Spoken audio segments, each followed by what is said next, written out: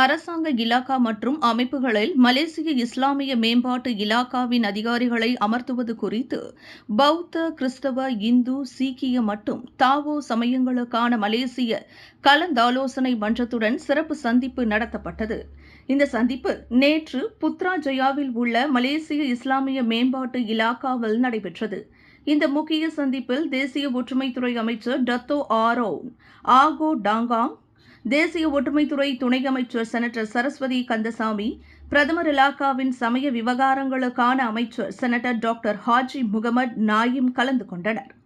இஸ்லாமிய விவகாரங்களில் கவனம் செலுத்த மட்டுமே இந்த அதிகாரிகள் அரசாங்க இலாகா மற்றும் அமைச்சுகளில் அமர்த்தப்படுவதாக இந்த கூட்டத்தில் விளக்கம் தரப்பட்டது.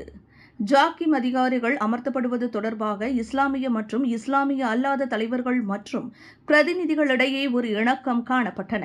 இந்த விவகாரத்தில் ஏற்படும் பிரச்சினைகள் அல்லது கருத்து வேறுபாடுகள் குறித்து சுமூகமான தீர்வு காணப்படும் என இந்த கூட்டத்தில் பேசப்பட்டது. சமய விவகார பராமரிப்பு பிரிவின் வழி அனைத்து பிரச்சினைகளுக்கும் தீர்வு காண புரிந்துணர்வு காணப்பட்டது.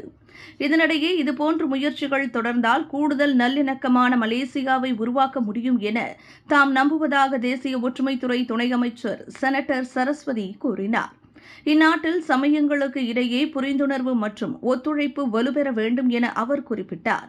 ஒவ்வொரு சமயத்தின் சிறப்பு அம்சங்கள் மற்றும் போதனைகளுக்கு நாம் முக்கியத்துவம் அளிக்க வேண்டும் என அவர் வலியுறுத்தினார். விண்வெளியில் மேலும் செய்திகளை தெரிந்து கொள்ள கீழே இருக்கும் பெல் பட்டனை அழுத்துங்கள். உங்கள் ஆதரவை வெளிப்படுத்த லைக் மற்றும் ஷேர் செய்யுங்கள். தொடர்ந்து விண்வெளியுடன் உங்கள் பயணத்தை தொடர்ந்திருக்க சப்ஸ்கிரைப் செய்யுங்கள்.